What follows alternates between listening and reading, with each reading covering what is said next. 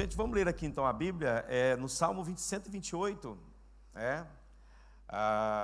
as Escrituras nos revelam, que nós não precisamos ficar atrelados ao nosso passado, você não precisa ficar preso a uma esperança, a uma proposta de Deus, de bênção para a sua casa, para a sua família. Deus tem isso para nós, não é? Basta você desejar, basta você querer. O Salmo 128 diz assim: bem-aventurado é aquele que teme ao Senhor e anda nos seus caminhos, pois comerás do trabalho das tuas mãos, feliz será e te irá bem. A tua mulher será como a videira frutífera aos lados da tua casa, os teus filhos como plantas de oliveira à roda da tua mesa. Eis que assim será abençoado o homem que teme ao Senhor. O Senhor te abençoará desde Sião, e verás o bem de Jerusalém todos os dias da tua vida, e verás os filhos de teus filhos, e a paz sobre Israel. Amém? Pode sentar, irmãos, por favor. Há muitas pessoas que falam sobre as maldições, não é? As maldições hereditárias, aquelas maldições que nós herdamos dos nossos pais, não é? Você quando nasce, você não herda somente uma herança biológica, né? Uma herança monetária, se caso seu pai for aí bem bom de bolso, né? Não herda apenas uma herança de um círculo de amizade, de uma educação, mas você herda também uma herança espiritual. Isso é uma realidade. A Bíblia fala de heranças familiares, de bênçãos e maldições, né? Quando a Bíblia faz referência aos amonitas, a Bíblia vai dizer que até a 10ª geração de uma amonita não poderia entrar na congregação de Israel. Não é? O que a 10ª geração, o que a 9ª, 8ª ou a 7ª geração tinha a ver com o pecado daqueles que cometeram lá, ao não deixar Israel passar pela terra deles? Não é? Nada a ver, mas eles até a 10ª geração para ser purificado e para poder entrar, né, na herança do Senhor. Há muitas pessoas que, claro, carregam heranças de maldições. Há igrejas que não aceitam isso, não é? Eu não estou pregando aqui e dizendo, não, hoje temos uma herança de maldição. Uma vez que você aceita Cristo como Salvador, toda maldição contra a sua vida é quebrada. Se você crê de fato que o Senhor, Ele tem a bênção para a sua vida, não há maldição. A própria Bíblia vai dizer em Romanos 8:1, portanto agora não há mais condenação para quem está em Cristo Jesus. Agora, é claro, eu preciso acreditar nisso, eu preciso viver de acordo com isso. Muitas vezes nós, por uma questão de desconhecimento, ainda padecemos, ainda vivemos situações que os nossos familiares, os nossos antepassados viveram dentro das nossas casas. Você vai ver um pensamento assim na vida do próprio Elias. Elias vai dizer para Deus: Senhor, eu não sou melhor que meus pais. Em outras palavras, ele estava dizendo: olha, meus pais, né, aqueles que vieram antes de mim, eles fracassaram, eles falharam na tentativa de convencer Israel do seu pecado. Eu não sou melhor que eles, portanto eu estou jogando a toalha aqui agora. Não joga a toalha não, irmão. Deus ainda tem muita coisa para a sua vida, amém? Deus tem muita bênção para a sua família, para a sua casa. Toma uma posição diante do Senhor e Ele de fato vai estar cuidando de você. Lá em Gálatas capítulo de número 4, versículo de número 6, né, fala que nós somos nascidos em uma família diferente, em uma nova família. Coloca para mim Gálatas, por favor, capítulo 4, versículo 6. E porque vocês são filhos, Deus enviou de seu Espírito ao nosso coração, e esse Espírito clama: Abba, Pai, ou seja, meu Pai. Deus não é pai de alguns, ou pai daqueles, ou pai de muitos. Deus é o seu Pai, e a sua relação com Ele é uma relação de filho e pai. Você tem essa relação com Ele, e você deve viver dentro disso. E Romanos capítulo 4, versículo 16, o mesmo Paulo, ao referir-se a Abraão, ele vai falar que Abraão é pai de todos nós. Ele vai dizer: olha, essa é a razão porque provém da fé, para que seja segundo a graça, a fim de que a promessa seja garantida para toda a descendência. Para frente, continuação do verso. Como está escrito: eu constituí por pai de muitas nações, e diante daquele em quem Abraão creu, o Deus que vivifica os mortos e chama à existência as coisas que não existem. Então Abraão, como muitos de nós, ele enfrentava situações difíceis. Não pense que Abraão, ele nasceu numa família piedosa. Os pais de Abraão, o pai principalmente, segundo diz os historiadores, ele era um idólatra, ele era um fabricante de ídolo, E eu me lembro de ter lido há muitos anos atrás uma história interessante na vida de Abraão. Diz que quando Abraão era rapaz, assim, moço, tinha lá seus 14, 15 anos, isso é uma lenda, que se conta por aí, não está na Bíblia, viu? Deixar claro aqui que isso é algo que contam. E o pai de Abraão fez vários ídolos, e ele tinha que entregar uma carga de ídolos, de imagem, de escultura, e ele então deixou tudo pronto para quando o comprador, a pessoa que ia comprar, passasse para levar aqueles ídolos. E ele foi até a cidade resolver alguns assuntos e deixou Abraão tomando conta daquilo. E Abraão quebrou eles todos os ídolos do seu pai, deixou só um de pé. E quando o pai chegou, ele virou para Abraão: mas como é que você fez isso? Você quebrou todos os ídolos, e agora? Ele disse: não fui eu, foi aquele lá que quebrou todo mundo aí, ó. Aí o pai dele, o Tera, disse que o Tera: não, isso aí não pode ser, porque ele não pode fazer nada. Então, pai, então fui eu mesmo, porque se não pode fazer nada, a gente está enganando o povo.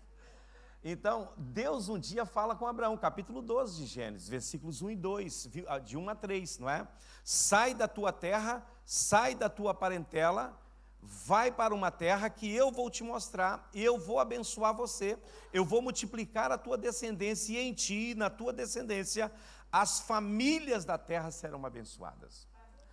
Observe que isso aqui tem algo de grandioso. Abraão, ele vai sair, ele vai em obediência. Você vai ver depois no Novo Testamento muitas coisas, Deus falando a respeito de Abraão. Mas o que Deus tinha em mente, o que estava no coração de Deus, era duas coisas basicamente com Abraão. E é o mesmo que ele requer de nós.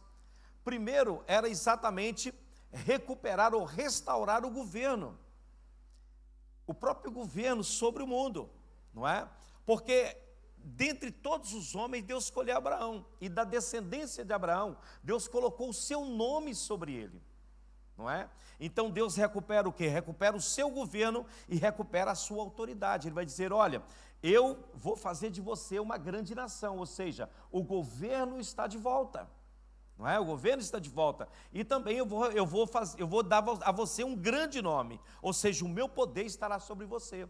Hoje não é diferente. Quando um lar é piedoso diante de Deus, uma família piedosa, o governo de Deus é reestabelecido.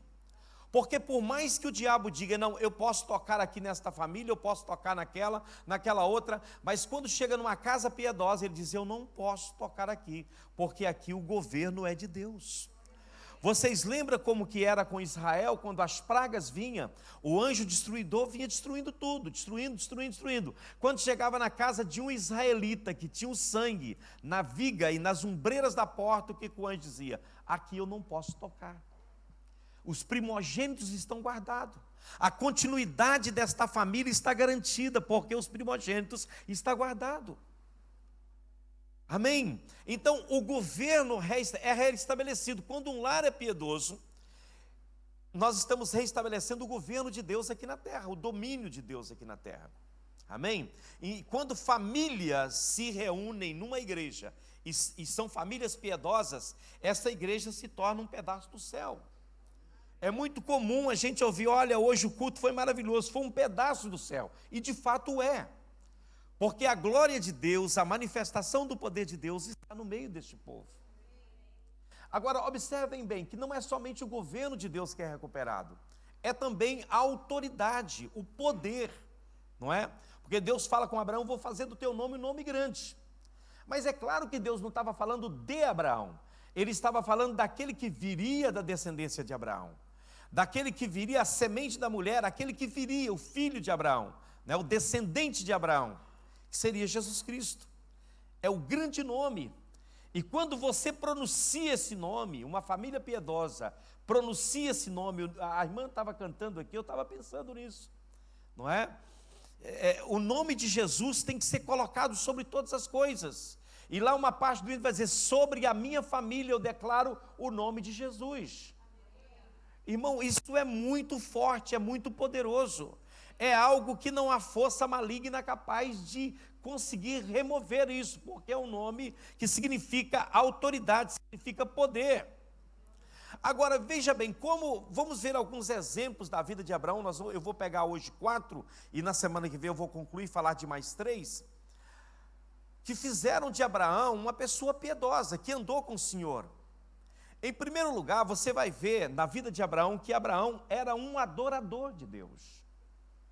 Você vai ver que por onde Abraão passava, ele construía altares, lugar de sacrifício, lugar de adoração. Adoração na Bíblia significa sacrifício. Às vezes eu vejo pessoas dizendo, não, eu sou um adorador. Você sabe o que é adorar a Deus? Adorar a Deus significa, a palavra significa sacrifício. É quando você mata algo para oferecer ao Senhor. Você abre mão de você, das suas prerrogativas, para oferecer isso a Deus. E nós podemos ver a adoração muitas vezes, de muitas maneiras, através da vida de Abraão. Quantos pais hoje são adoradores de Deus? Matamos a nossa vontade, o nosso querer para fazer a vontade dEle. Colocamos sobre o altar, conforme Romanos, a gente lê Romanos 12, e eu vejo pessoas interpretando, dizendo coisas absurdas sobre aquilo ali, que não tem nada a ver com o texto. Paulo estava falando ali do sacrifício de si mesmo. O verdadeiro culto é o sacrifício de si mesmo, da sua vontade, do seu querer. Esse é o culto verdadeiro, é quando você se apresenta por inteiro diante do Senhor e diz, eu sou o sacrifício, está aqui o altar e está aqui o sacrifício que sou eu. Aleluia! De muitas maneiras, Abraão, ele viveu dentro de um espírito de adoração, mas para mim o auge da vida de Abraão é quando Deus pede para ele oferecer o seu filho. Aí a adoração de Abraão chegou no ponto máximo. Pensa você tem um filho, e esse filho é o filho da promessa, é o único que você tem. Aliás, ele tinha o Ismael também, mas de Sara, e a promessa que Deus havia falado, era para aquele, e era a respeito daquele. E Deus chega para ele e diz, olha, ofereça o seu filho a mim. Era o auge, para mim isso era o ponto máximo.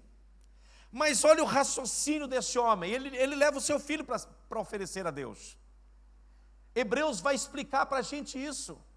Vai dizer que ele cria que até das cinzas ele ia levantar o seu filho e levar o seu filho para casa. Ele nunca pensou em voltar sem Isaac para casa. Mas ele o ofereceu, ele o entregou ao Senhor. Aleluia! Quantas vezes nós retemos coisas em nossas vidas? É ou não é? Nós precisamos ensinar os nossos filhos e os nossos descendentes a serem adoradores. No Salmo 145, versículo 4, Deus vai falar da importância de você transmitir o louvor e a adoração de geração para geração. Nós ensinamos os nossos filhos a adorar. Uma geração louvará, a outra geração as tuas obras, e anunciará os teus poderosos feitos. Aleluia! Isso é maravilhoso, quando você pai, você mãe, é um adorador, e você passa isso para o seu filho. Você ensina o seu filho a adorar e a reverenciar, e a temer o Senhor, e a colocar tudo no altar. Não reter nada.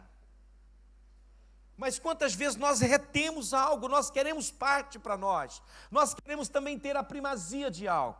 Queremos ter autoridade sobre algo, e o Senhor, ou Ele é Senhor de tudo, ou não é Senhor de nada. Ou você entrega a Ele uma perfeita e verdadeira adoração, ou não adianta, pela metade Ele não recebe.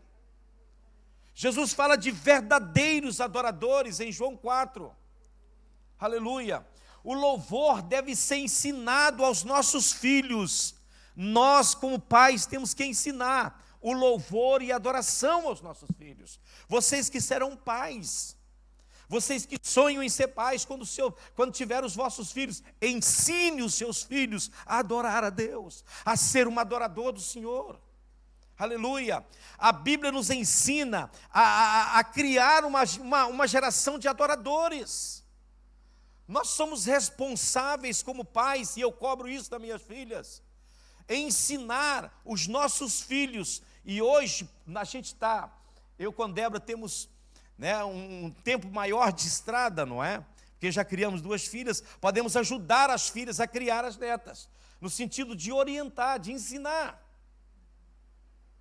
Eu vejo isso, eu fico maravilhado. A gente estava na oração, porque a campanha de oração, enquanto estive lá, a gente estava fazendo, eles estão fazendo lá na base, todos os dias eles estão ali orando. E a minha neta mais velha, Alice, chegou e disse, eu queria, fez lá o pedido de oração, eu queria que o senhor orasse pelo meu coleguinha. Eu estou falando de Jesus para ele, e hoje ele não foi na escola. E pela minha outra coleguinha, que chama fulana de tal, que parou de ir na escola, nós não sabemos o porquê, mas eu gosto muito dela, eu queria que ela voltasse. Quando perguntou quem tem pedir a senhora, tem 2, para um colega e para o outro. Eu disse, filho, você sabe o que fazer diante disso.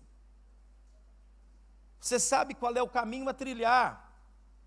Não devemos meramente supor que os nossos filhos crescerão e desejarão Deus. Não suponha isso na sua cabeça, porque isso é voar. Cai, pisa no chão, meu irmão. É você que vai ensinar ele. A Bíblia diz que o pai tem que ensinar o filho no caminho que ele deve andar. Você tem que ensinar junto com ele, caminhando e ensinando para ele. Ensinando para ele, mostrando como se deve e como não se deve proceder, e como se deve temer a Deus ou não. Nós ensinamos o nosso filho a gostar de um clube de futebol, a gostar de um determinado prato, a gostar de tantas coisas. Por que não ensinamos os nossos filhos a adorar a Deus, a amar a Deus, a reverenciar a Deus, a ter temor de Deus? É uma responsabilidade nossa e intransferível. Não podemos simplesmente achar que o tempinho que eles passam lá na salinha deles, eles vão ter o suficiente para crescer e ser pessoas diferentes amanhã. É óbvio que não. É muito pouco, ali é só um complemento. A maior responsabilidade da educação espiritual dos nossos filhos é nossa. É você que precisa ensinar, e a Bíblia diz que você deve ensiná-lo andando pelo caminho, ao se deitar, ao se levantar, você tem que ensinar, você tem que inculcar isso na cabeça dele. Inculcar isso. Aleluia. Devemos ser cuidadosos, irmão, porque depois a gente vai chorar e já é tarde. Eu estou vivendo situações de pessoas que têm me procurado dizendo, pastor, eu não sei o que fazer, e infelizmente não há muito o que fazer, a não ser orar mesmo. Há situações que não tem muito o que fazer, a não ser orar a Deus e esperar que Deus de alguma forma mude o caminho que essa criança está tomando. Mas o mal poderia ser evitado se nós pensássemos nisso, não é? O que possuímos de bênção, escuta o que Deus falou comigo hoje de manhã, quando eu estava orando e pensando nessa palavra. Deus falou uma palavra muito forte comigo. Ele disse, meu filho, o que vocês possuem de bênção e de revelação de Deus pode ser perdido em apenas uma geração. Se você não inculcar isso nas pessoas. Paulo disse, olha, eu pareço chato, mas eu não canso de falar as mesmas coisas para vocês, até que isso entre na cabeça de vocês. Ah, meu pai é chato, fala sempre a mesma coisa. Ah, a mãe é chata, fala sempre a mesma coisa. Não tem problema. Isso vai ser parâmetro para a vida dele ou dela. Na caminhada e no progresso, no dia a dia dela. Ensine ele a livrar do mal. Ensine como se portar diante de situações. Aleluia. Devemos louvar a Deus sistematicamente. E também ensinar, através das palavras e do exemplo, os nossos filhos a fazê-lo, para que ele e seus filhos possam fazer o mesmo. Ensine. Irmão, eu lembro, a gente era pequeno, eu nem crente era, mas o meu pai despertava a gente para ler a Bíblia para nós, e eu tinha uma raiva daquilo.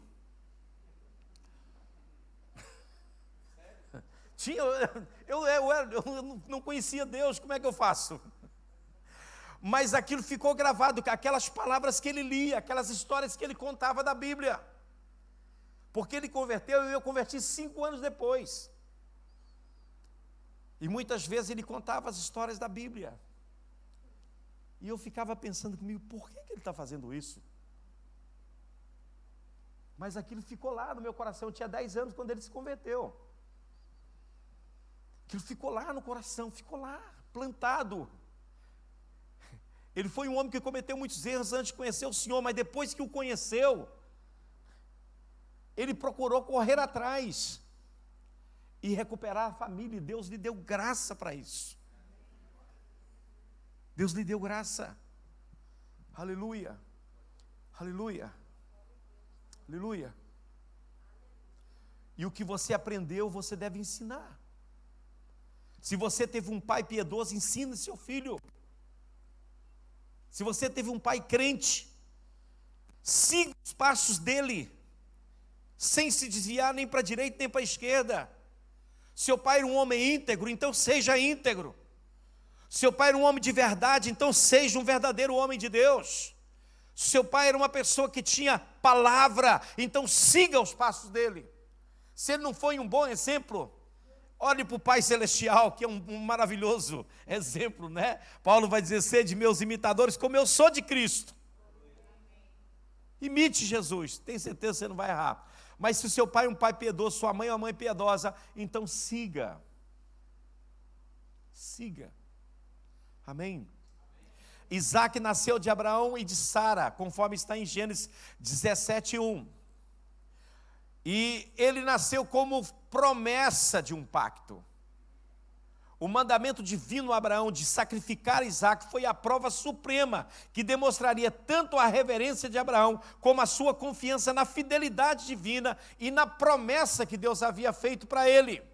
Conforme eu já falei anteriormente. Agora, aquilo era um exemplo do que viria depois. Deus entregando seu filho, João 3,16. Porque Deus amou o mundo de tal maneira que deu o seu filho unigênito para que todo aquele que nele crê não pereça, mas tenha a vida eterna. Aleluia. O pacto de amor de Deus, aleluia, deu ao filho de Abraão uma saída, um cordeiro. E aquele cordeiro tipificava o Senhor Jesus. Muitas vezes a gente não vê saída, mas Deus tem a saída, Deus tem a porta, Deus tem o caminho, aleluia. O amor perfeito de Deus nos move. Aleluia. Porque a palavra louvor a Deus constitui um sacrifício. Por que eu falei isso? Porque a palavra sacrifício, ela vem da raiz, no original, que significa matar por um propósito. A palavra sacrifício quer dizer matar por um propósito. O louvor com frequência requer que nós matemos o nosso orgulho, o nosso temor, a nossa negligência e qualquer coisa que ameace diminuir ou interferir com a nossa adoração a Deus precisa ser tirado, precisa ser morto. Ah, mas eu tenho direito ao lazer, mas eu tenho direito, aí você tem direito a tudo, meu irmão. Mas você foi chamado para adorar, e adorar é sacrifício, não é uma coisa fácil não. Se você quer adorar, você tem que entender que isso é um sacrifício. Você vai ter que abrir mão de muitas coisas. Às vezes de uma hora de sono, às vezes de muitas coisas que você gostaria de fazer e que os outros estão fazendo e que é legítimo, mas você diz não, porque eu tenho um compromisso com meu Deus, eu tenho um compromisso de adorar o meu Senhor, esse é o meu momento com Ele, eu não abro mão disso. Mas eu não tem contemporização nisso, não tem folga, não tem. É sacrifício. Você quer ser adorador, isso é sacrifício. Aleluia. Nós descobrimos aqui também, pela palavra de Deus, que o fundamento do nosso louvor e da nossa adoração é o próprio sacrifício do nosso Senhor Jesus Cristo. Ele sendo Deus, ele não teve por usurpação ser igual a Deus. Ele aniquila, ele desce, ele vem cá embaixo, ele morre por nós. Irmão, ele não tinha necessidade nenhuma de baixar essa terra, mas ele o faz como oferta de louvor e sacrifício diante do Senhor. Aleluia, louvado seja o nome do Senhor, e hoje, por Ele, para Ele, com Ele, todas as coisas lhe pertencem. Por isso, todo louvor que apresentarmos a Deus ainda é pouco diante daquilo que Ele fez por nós. Todo louvor que você levar ao Senhor é pouco. Aleluia. E não pode ser interrompido, não, irmãos. Não, você precisa adorá-lo na beleza da sua santidade todos os dias. Todos os dias, todos os dias. Esses dias eu dormindo lá na base, acordava 4, 5 da manhã. Ia para fora orar a Deus. E o dia amanhecia ali, o sol vinha raiando, e eu adorando o Senhor, e contemplando os pássaros cantando, muito passarinho por lá. Eu disse: Senhor, que coisa maravilhosa, isso aqui é o céu. Pelo menos aqui nesse momento, isso é o céu, a tua glória, a tua presença, toda essa natureza, esses pássaros e tudo mais. Senhor, obrigado por isso. Deus é tão bom e tão fiel, sim ou não, irmãos?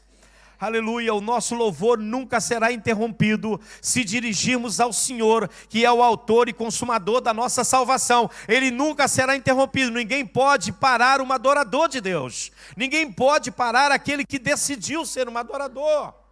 Há um louvor que a gente canta que diz isso, né? Ninguém pode calar um adorador.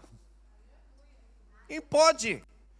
Irmão, se você entendeu o perdão que Deus te deu, a bênção que Ele te concedeu, você não tem como parar de adorá-lo. Estava vendo a irmã cantando aqui, ela teve uma perda essa semana, eu pensei nem que viria ao culto, ela estava aqui adorando, aleluia. Isso é estímulo à nossa fé, para a gente ver que o louvor realmente é um sacrifício. Um sacrifício. Às vezes por menos que isso a gente deixa, não é? Agora, outra coisa que eu aprendo com Abraão é a oração coletiva, a oração no lar.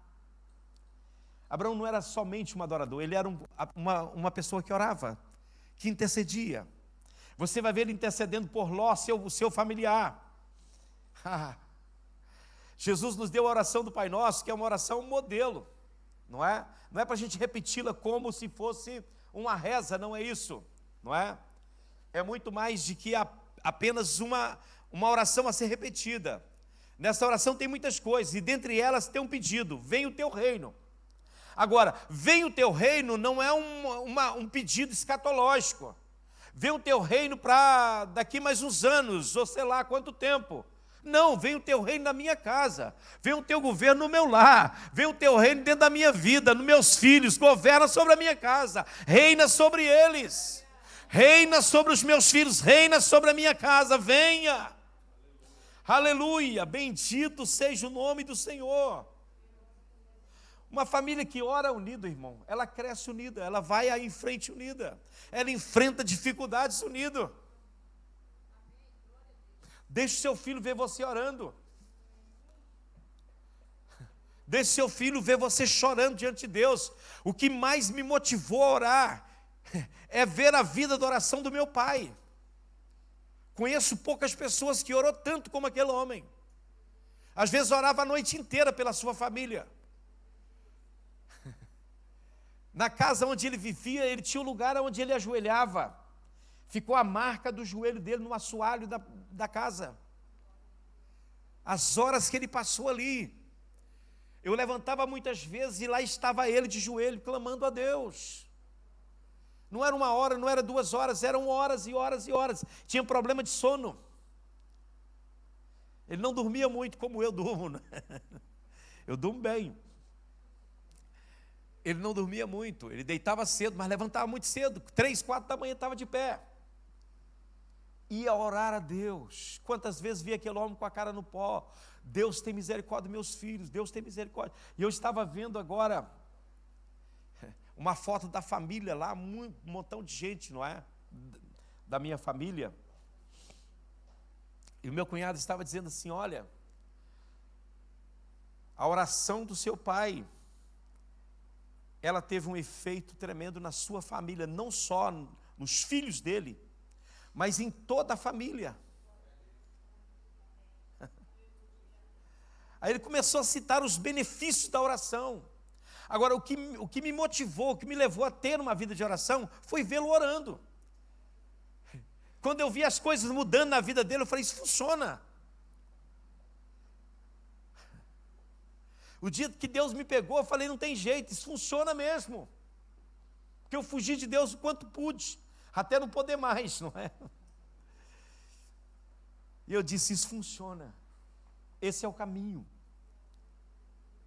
Esse é o caminho. Ore a Deus, irmão. Clame a Ele. Aleluia. Deus chama você para interceder pelos seus filhos. Bota a sua cara no pó, quem sabe Deus tem misericórdia. Oh, clame a Deus, bota a sua cara no pó com fé. Aleluia, coloque lá, sua cara no pó, Deus tem misericórdia. Ajuda, Senhor, muda essa sentença que é contra a minha família, que ela seja quebrada no nome do Senhor. Eu quero bênção na minha casa. Aleluia. A motivação para orar. Hoje de manhã eu estava pensando, escrevendo isso.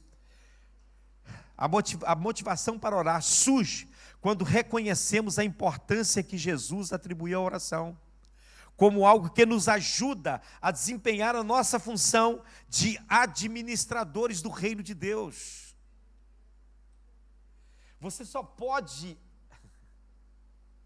desempenhar a função que Deus te deu como pai, como mãe, como família, pela oração. Todos os privilégios de Deus são servidos por meio da oração. Ele vem na bandeja da oração. Muita oração, muito poder. Pouca oração, pouco poder. Muita oração, muitas bênçãos. Pouca oração, poucas bênçãos. Você quer bênção de Deus, então vai para o seu joelho. Ninguém é maior do que a sua vida de oração. Ninguém pode sobrepujar a sua vida de oração, esperar ser aquilo que você não é de joelho. A sua grandeza, o seu desenvolvimento e aquilo que vai acontecer depende da sua vida de oração. E não terceirize isso em nome de Jesus. Não coloque essa função sobre os outros podem te ajudar, mas a oração mais forte pela sua casa é a sua. Não tem oração mais poderosa pelo seu filho do que a sua. Ele saiu de você, ele procedeu de você. Eu posso sentir por ele, mas você sente como mãe, como pai. Isso é algo forte, isso é algo poderoso, aleluia. Você pode dizer, pastor, mas nós vivemos num mundo difícil, eu sei, mas nem a fraqueza do governo humano, nem tampouco a depravação das obras do inferno pode impedir o poder da oração de um pai e de uma mãe, quando se prostra diante de Deus, querendo ver mudança, desejando ver mudança, a começar pela sua própria vida, pela sua própria casa. Aleluia. Só o poder de Deus pode mudar as coisas. Só o poder de Deus pode trazer o governo de Deus para dentro da casa dos crentes. Porque quem está governando na casa dos crentes é muitas outras coisas, menos Deus. É você, é o seu marido, é a televisão, é as regras que são ditadas lá fora no mundo. Ah, todo mundo faz, eu faço. Todo mundo pratica, eu pratico. Não, o governo da sua casa está na mão de Deus. A família está nas mãos do Senhor. A sua casa precisa estar nas mãos de Deus. Você precisa entender isso, amém? Aleluia. Aleluia. Glória a Deus. Aleluia. Outra coisa, vou falar de algo aqui muito importante para mim, que mesmo quando não tinha igreja, nós nunca deixamos de praticar na nossa casa, que é participar da Santa Ceia junto, eu com a minha família. Muitos cristãos hoje menosprezam a Santa Ceia. A Santa Ceia é algo que o Senhor, Ele deixou a ordenança do Senhor. E ela é importante. Ela é importante. Há muitos cristãos que não participam da Santa Ceia e não se importam. Não se importam. Ah, isso é um ritualismo. Isso não é um ritualismo, isso é uma ordenança.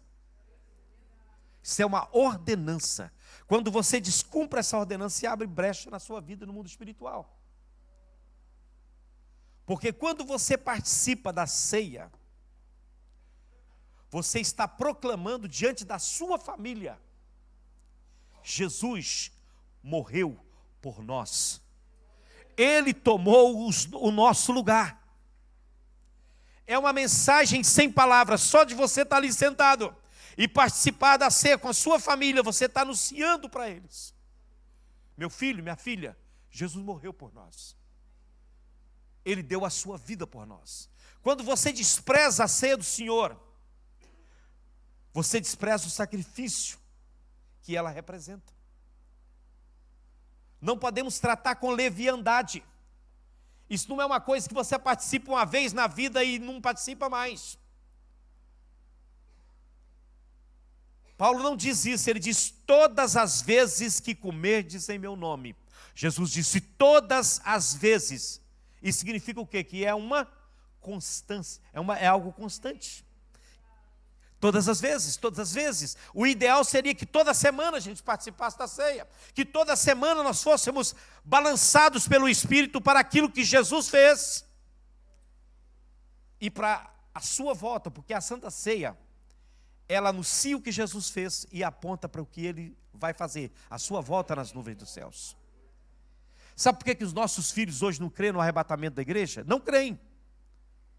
Não creem. Esses dias eu estava conversando com o filho de um crente, nascido na igreja. E eu estava falando sobre o arrebatamento da igreja e ele disse assim: o que é isso? Nós não damos valor para a ceia do Senhor, irmãos. Quando você participa do pão e do cálice, diz a palavra do Senhor, você anuncia a morte de Jesus até que Ele venha. Você diz: eu estou aguardando a volta dele. Ele foi, mas ele vai voltar.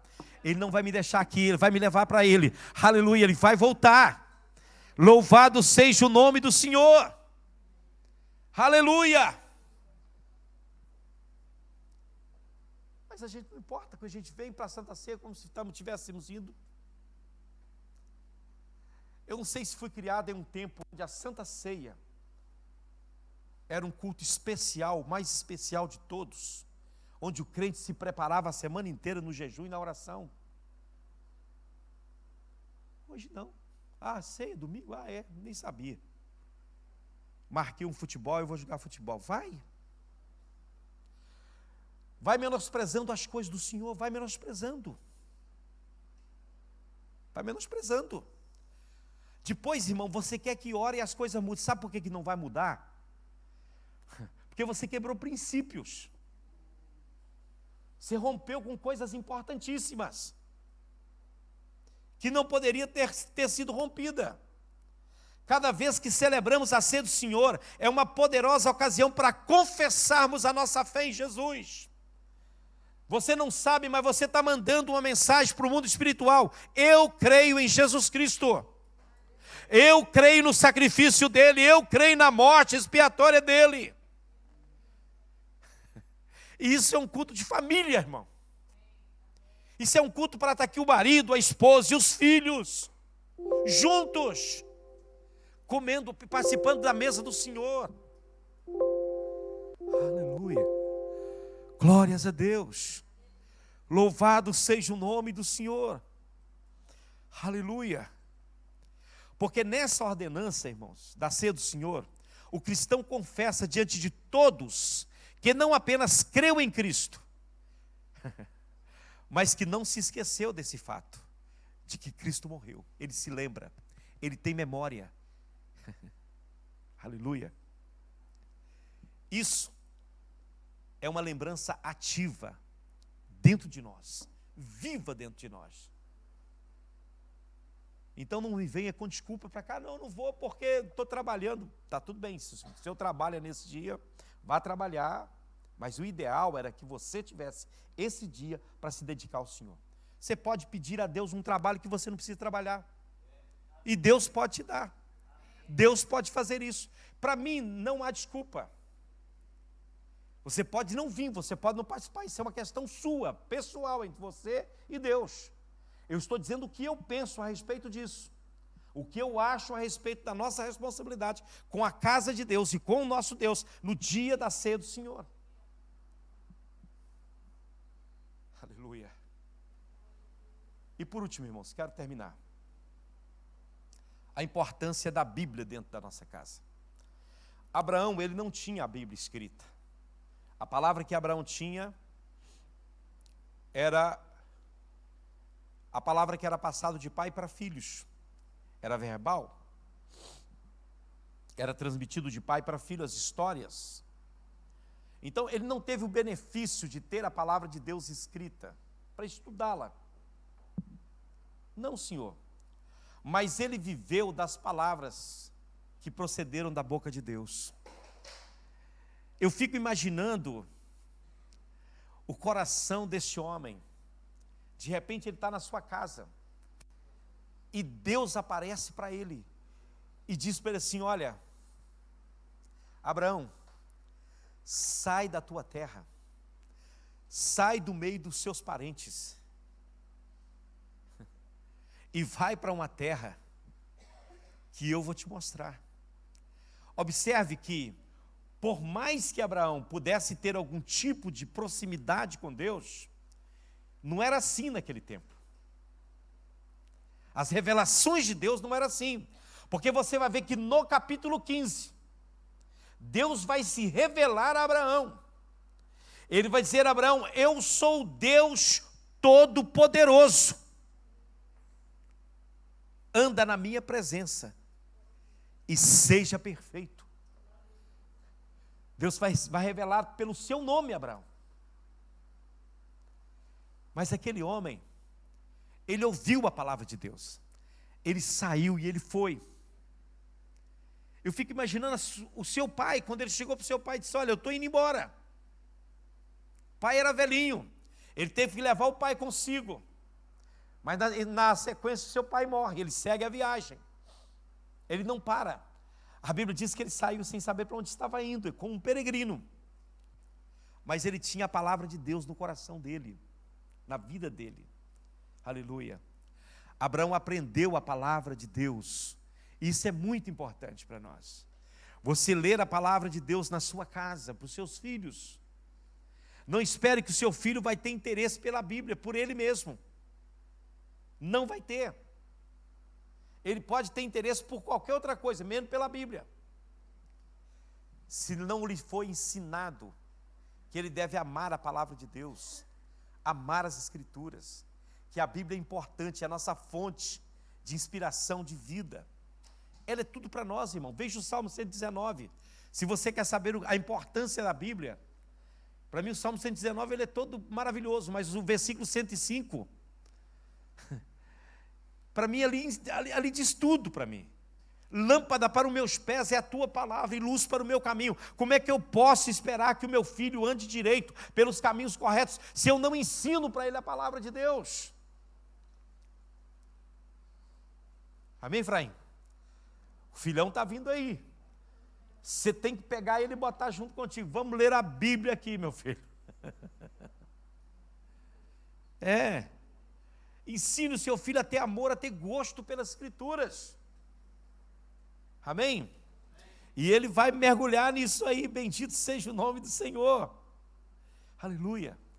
É da palavra de Deus que vem sabedoria para vivermos. Já estou terminando, irmãos. Aleluia. Bendito seja o nome do Senhor. A Bíblia diz que a palavra de Deus ela dá sabedoria até o simples. Ela enche sabedoria aquele que é simples, né? Salmo 119, versículo 130. Aleluia. Oferece ao simples uma dose de sabedoria. Isso é maravilhoso. Amém? Um dos erros mais frequentes que cometemos é crer que os nossos filhos vão assimilar a palavra pelo simples fato de estar num ambiente de culto, por exemplo. De estar num ambiente de escola bíblica, por exemplo. Né? Isso é muito simplista da nossa parte, irmão. É claro que não vai. É muito pouco que eles recebem ali. Para os embates que eles têm todos os dias, com tanta coisa ruim que existe aí fora. Isso é muito poderoso. Amém? O pessoal já está movimentando. Pode subir o pessoal do louvor.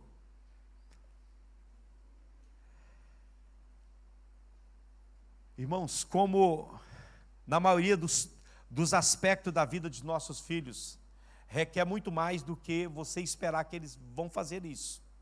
Porque eles não vão fazer. Nós precisamos de quê? De ensinar, de explicar, de demonstrar, de aplicar, de ilustrar. Amém? Vocês estão aí? Já estou terminando, irmãos. Quando fazemos isso, E quando incorporamos a palavra de Deus ao nosso dia a dia, aos nossos lares, às nossas vidas, a vida dos nossos filhos, colocamos a palavra de Deus em primeiro lugar e ensinamos os nossos filhos a amar a palavra de Deus, isso muda. O Salmo 119, versículo 165. Coloca para mim, o Léo. Salmo 119, versículo 165.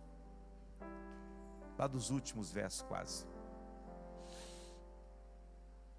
Para mim o Salmo 119 é um salmo profundo.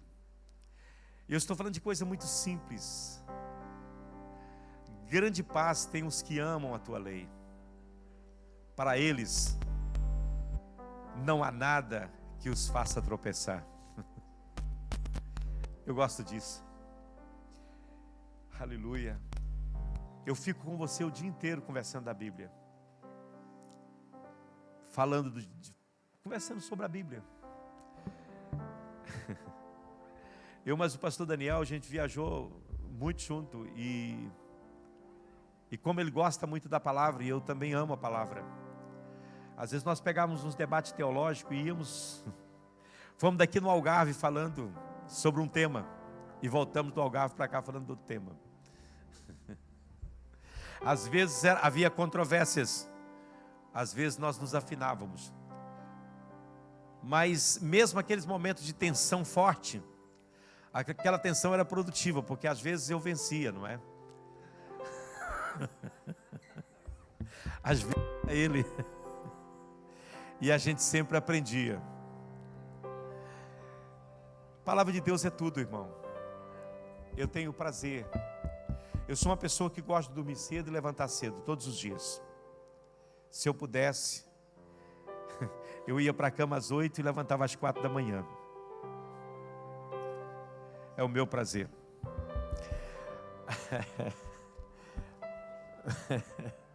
Não posso. Sou uma pessoa que amo a noite para dormir, não é? Eu acho que a noite foi feita para dormir, mais nada. Descansar e repousar. Mas eu fico com você a noite inteira conversando sobre a Bíblia.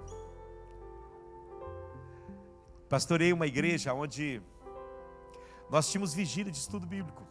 Mas não é que a gente marcava uma vigília de estudo bíblico. Terminava o culto, uma irmã convidava a gente para ir tomar café na casa dela.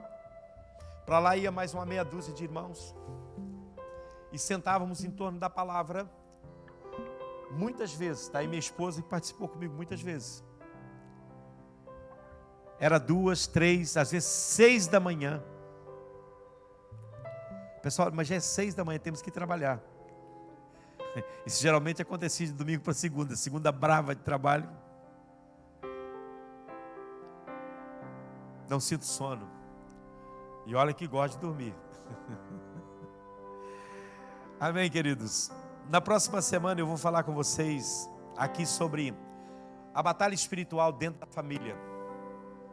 O segredo da vitória no mundo espiritual. Vamos falar um pouco sobre batalha espiritual. Essa luta com os demônios aí. Esses demônios que entram, tentam dominar e aprisionar a sua casa. Vou falar sobre os dons espirituais e a sua família. A importância de você despertar os seus filhos para buscar os dons espirituais. É bíblico isso. Tem filho que nem sabe, tem crente, tem menino, moço, moça que estão na igreja, que te conhece que há dons espirituais que são distribuídos para a igreja. Não conhece isso. Não sabe. Que há dom de cura, dom de interpretação de língua, dom de línguas, dom de mistérios, dom de discernimento de espírito, dom da profecia. Isso tudo é para nós. É para a família de Deus. Amém? Eu lembro que na minha casa minha mãe sempre incentivava a gente a buscar os dons espirituais. Busca, meu filho, os dons. Busca os dons. E eu buscava muitos dons. E chorava às madrugadas por conta dos dons espirituais. Até que um dia, porque eu falava muito em línguas estranhas, porque fui batizado quando me converti. E eu não entendia o que eu estava falando. E eu queria entender o que as pessoas estavam falando. Eu falei, Deus, me dá o dom de discernir, de interpretação de língua estranha. fui pedindo. Um dia eu estava no culto, o irmão começou a falar em língua estranha, e eu comecei a entender o que ele estava falando. Eu falei, isso é maravilhoso. Não cheguei a pedir mais nenhum dom depois, porque isso é tão bom.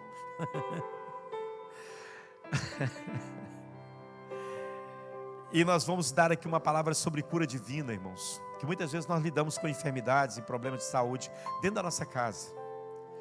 Muitas vezes alguns vai dizer a você, isso é demônio, isso é pecado, isso é isso, isso é aquilo. Vamos conversar um pouco sobre essa questão dentro da família. Porque já tivemos muitos casos, mesmo na minha família, por conta de algum problema de saúde. As pessoas chegam a dizer, você está em pecado, certamente está em pecado, porque você está doente.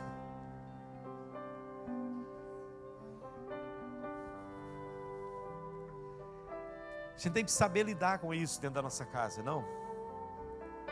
Às vezes nossos próprios filhos perguntam-nos sobre isso, questionam-nos sobre isso. Então eu vou falar um pouco sobre a questão de cura divina dentro de casa. Quem você deve chamar no momento em que tiver alguém doente na sua casa? Quais devem ser os procedimentos que você deve ter? Que às vezes a gente não sabe nem o que fazer, não é? Está doente, a primeira coisa que geralmente fazemos é levar para o hospital. E muitas vezes pode ser uma oportunidade para Deus manifestar a sua glória na sua vida, na sua casa, para te dar experiência, para te fazer crescer, para o seu filho ver o milagre e contemplar as maravilhas do Senhor. Uma fé pode ser despertada por conta disso, irmão. Amém? Aleluia. Vamos de pé, vamos orar. Pense nisso que foi falado hoje aqui. Pensa na importância da vida espiritual da sua família. Talvez você é um bom pai, um bom provedor. Não falta nada na sua casa. Mas nada disso, irmão, importa se a vida espiritual da sua casa estiver no nível muito baixo. Isso é perigoso. É muito perigoso. Porque aqui neste mundo, tendo ou não tendo, Deus vai cuidar da gente, sabe? Deus sempre vai cuidar dos seus filhos. Deus nunca vai deixar você. Nunca. Nunca Deus vai te deixar. Mas se você não cuidar da vida espiritual da sua família, eles podem deixar Deus. Podem abandonar Deus e viver uma vida miserável. E é responsabilidade nossa cuidar da vida espiritual. Você é sacerdote da sua casa. Se você é crente e é o esposo, a responsabilidade é sua. Você é o sacerdote do seu lar. Deus colocou essa autoridade sobre você, homem. Chama a responsabilidade para você, tenha coragem. Essa semana eu tenho meditado muito sobre a família e eu comecei a ler a Bíblia para preparar alguma coisa sobre o papel do marido dentro de casa. Deus começou a colocar bastante coisa e é um privilégio tremendo a nossa posição, não é? Dentro da família. E Deus vai te pedir conta desse privilégio que Ele te deu, porque nenhum privilégio é sem responsabilidade. Todo privilégio envolve responsabilidade na mesma medida. Então não terceirize a sua posição, não inverta as coisas. E você só tem a ganhar, meu amigo. Você só tem a ganhar. Vamos orar. Senhor, eu falei aqui sobre a importância da vida espiritual da família. Há muitas famílias aqui representadas nessa noite. E também aqueles que estão nos assistindo, certamente têm problema nas suas casas, como todos nós temos, enfrentamos e vivemos no dia a dia. Senhor, eu apontei o caminho aqui, que o Senhor falou comigo, ministrou ao meu coração. O Senhor nos chamou para ser felizes, Pai. O Senhor nos chamou para sermos felizes, conforme diz o salmo que eu li aqui na introdução: bem-aventurado é o homem, feliz é o homem que teme ao Senhor e anda nos seus caminhos. Olha quanta bênção o Senhor fala ali sobre a vida deste homem. Aleluia, bênção no casamento, na vida conjugal, bênção na vida dos filhos, bênção na família, longevidade, reconhecimento, respeito por parte da sociedade e das pessoas, prosperidade financeira, Deus. Tu não nos chamaste para escassez, Tu nos chamaste para a bênção e para a prosperidade, Senhor. Porque a Tua palavra que eu li aqui, o Senhor disse: comerás do produto do seu trabalho, feliz será, te irá bem. Oh, aleluia. O trabalho desse homem será abençoado, o fruto das suas mãos será próspero e abençoado. Oh, aleluia.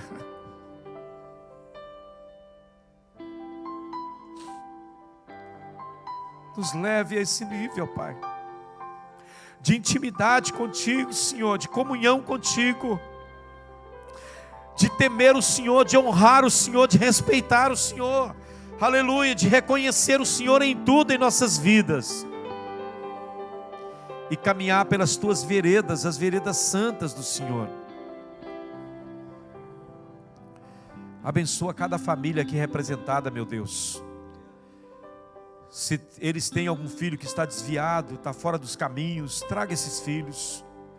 O Senhor não nos deu filhos para ir para o inferno, Deus. O Senhor nos deu filhos para ir para o céu conosco. Os nossos filhos são teus, Deus.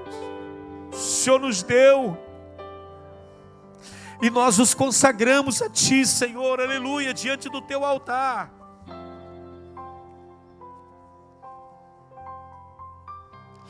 Não, Deus, nós não aceitamos que o diabo venha colocar as suas garras sobre a vida dos nossos filhos. Não, Senhor. Não. Eu amarro no mundo espiritual, ó Deus, toda a força maligna contra as famílias desta igreja. Todas as famílias dessa igreja são bênção do Senhor, aleluia, há uma promessa do céu sobre cada lar, Deus. A Tua palavra diz que a geração do justo é poderosa na terra, aleluia. Deus, aqui estão os Teus justificados, justo por Cristo.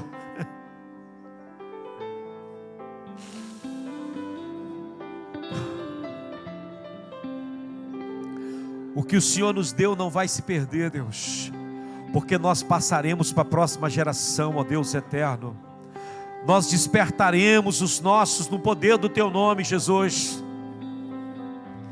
Grande é o Senhor, digno de ser adorado, digno de ser louvado, digno de ser bendito para sempre. Oh, eu Te adoro, meu Deus, pela minha esposa, pelas minhas filhas, pelos meus genros, pelas minhas netas, ó Deus, pela minha casa, pelos meus irmãos, por toda a minha família. Ó Deus, eu Te adoro pela minha família da fé aqui reunida. Senhor, entra com providência em cada vida, em cada coração, Jesus. Salva esse marido descrente, Senhor. Toca no coração dele, muda a história da vida desta casa, meu Deus. Liberta dos vícios e dos demônios, ó Pai. É no poder do Teu nome, Jesus, que nós oramos a Ti. Nós colocamos a nossa família no altar do Senhor. Eu coloco a minha família, a família dos meus irmãos no Teu altar, Senhor. Eu profetizo que os nossos filhos serão grandes e serão cheios do Teu Espírito, para anunciar as verdades do Senhor ao mundo perdido, ó Deus, para a glória do nome de Jesus. Aleluia, vamos cantar um louvor ao Senhor. Desse mesmo espírito, abra o seu coração em louvor a Deus.